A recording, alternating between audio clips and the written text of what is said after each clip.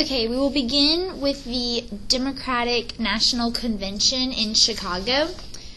When you have a Democratic convention, you are choosing who the Democratic Party will have as their nominee for president, since you know that Johnson is no longer going to run. He would have been the Democratic candidate. Likely they usually pick an incumbent for whoever's president at the time, but since he was no longer going to run, they have to decide who his replacement will be. And it was between Eugene McCarthy and Hubert Humphrey.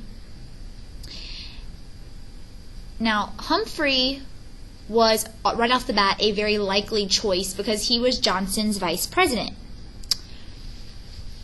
And Eugene McCarthy was very, very popular with the doves, or the anti-war citizens, but he didn't really stand a strong chance to win. So when all of the delegates arrived in Chicago, so did roughly 10,000 protesters. And they really wanted to lobby for the Democratic Party to adopt an anti-war platform. Now, Chicago's mayor mobilized roughly 12,000 Chicago police officers and about 5,000 National Guardsmen to maintain peace in Chicago with the protests taking place. But orders soon collapsed when the delegates casted their votes for Humphrey, who was Johnson's vice president.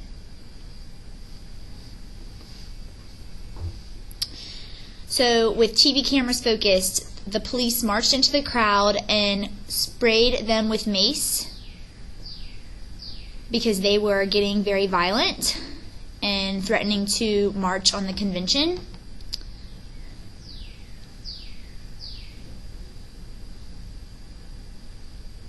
And the police continued to attack them even though police crews were watching and filming this whole thing.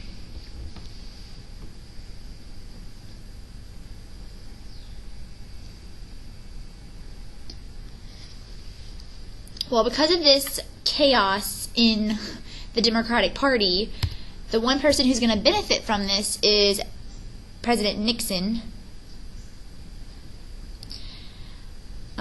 He will be the Republican nominee, and he is going to easily win this because of the disorder within the Democratic Party.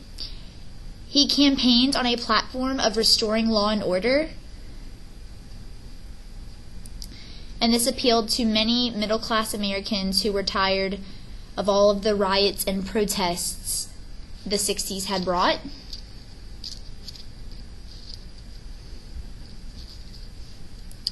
He also promised in very vague but appealing terms that he would end the war in Vietnam.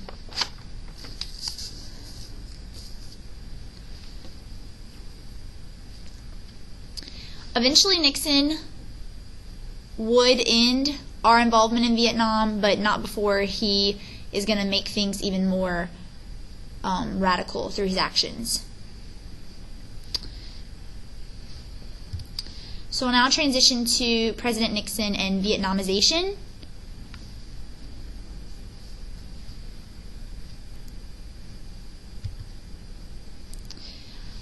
So in the summer of '69, this newly elected president announced the first U.S. troop withdrawal from Vietnam. So very early on into his presidency. But even though he began to pull troops from the area, he still continued the war against North Vietnam, which was mostly through bombs. And so this really did not end the war any more quickly, because we're still attacking the North. And we still had some troops in the South. We're just starting to withdraw them. So the withdrawal begins.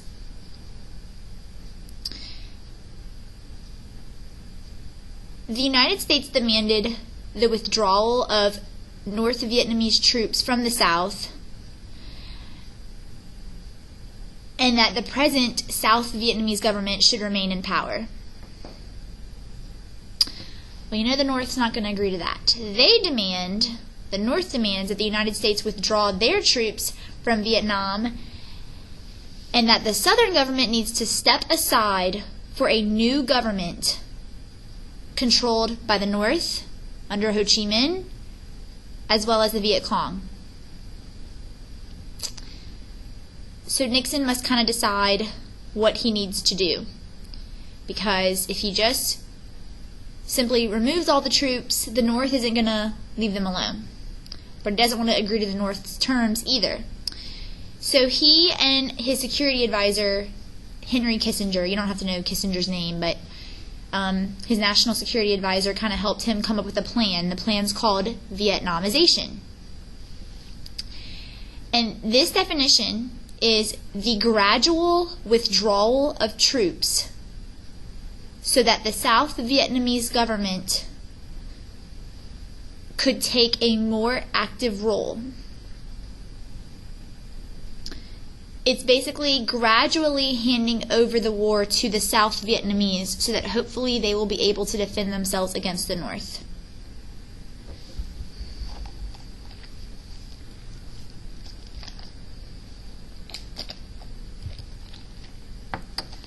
So Nixon wanted to kind of save face during this whole kind of controversial time period. He did want to withdraw from Vietnam, but he wanted to do it gracefully. He didn't want to claim defeat. So he claimed the term and coined the term peace with honor. And as he withdrew his troops, he continued to bomb supply routes of the Viet Cong. And what I mean by supply routes, it's the routes that North Vietnam used to help supply the Viet Cong in the South. And this route was called the Ho Chi Minh Trail. And it actually existed in the western countries of Vietnam, like the countries west of Vietnam, which are Laos and Cambodia.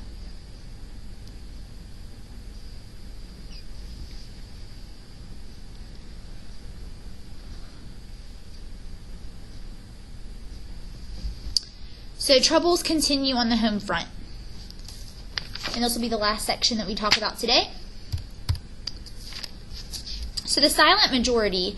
The silent majority refers to the majority of Americans who are considered moderates, who are quietly supporting the war.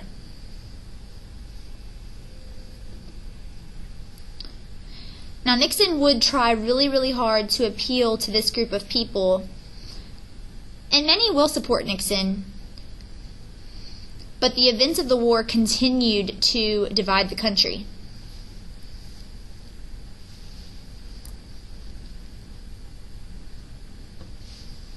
And then things are going to drastically change in the fall of 1969 when we get news and word of the Meal I Massacre. So, in 1969, Americans found out some really, really shocking news about some of the things that took place in Vietnam during 1968, which was a really rough year for the war. In March of 1968, a U.S. platoon was responsible for the massacre of innocent civilians in the small village of My Lai in South Vietnam.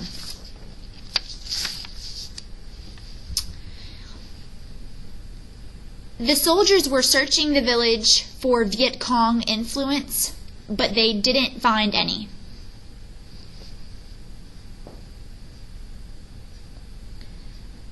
Out of frustration, they rounded up more than 200 innocent Vietnamese civilians, mostly women, children, and elderly, attacked them and killed them.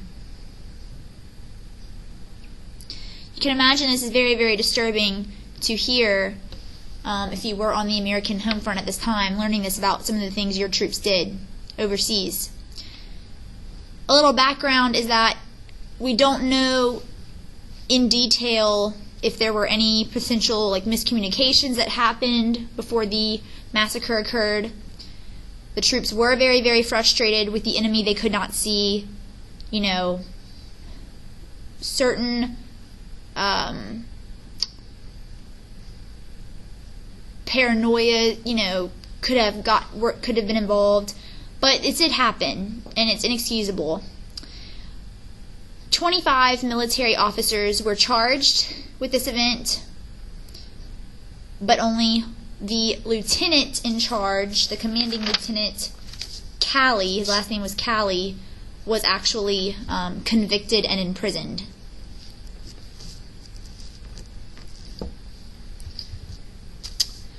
Now, just when everyone thought that the war was about to come to an end, Nixon announces in 1970 that the U.S. was leading a bombing raid on Cambodia to clear out the North Vietnamese and also the Viet Cong supply centers. Remember, it's kind of coming through Cambodia on that Ho Chi Minh Trail. So we are just now increasing, we're pulling troops out, but we're increasing supplies and bombings and things like that.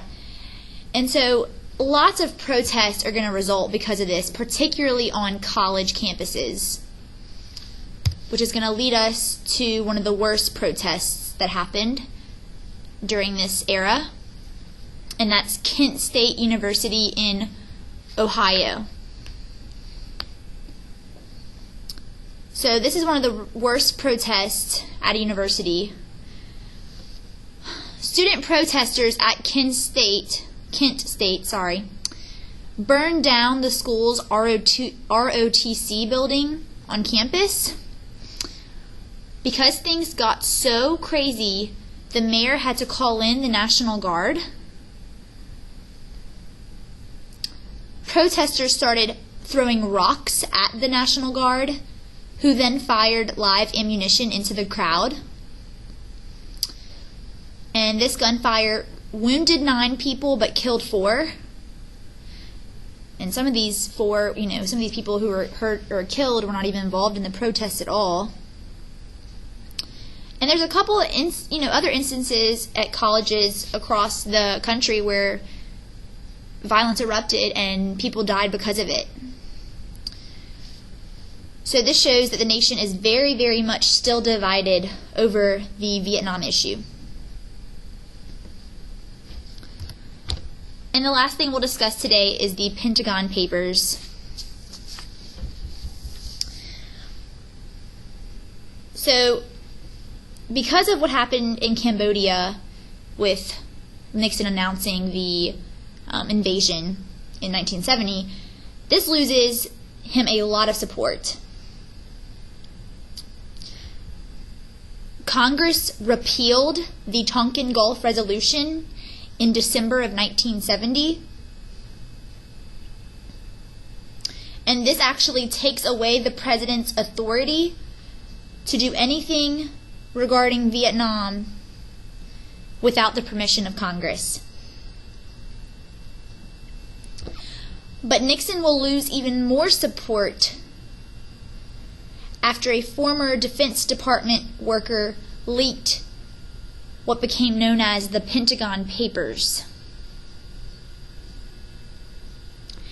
And this was a 7,000-page document that revealed that the U.S. had not been completely honest about its intentions in the Vietnam War. And it wasn't being very honest with its citizens. For example, the Pentagon Papers revealed that the government had drawn up plans for the war even when Johnson was promising not to send troops and instead just advisors.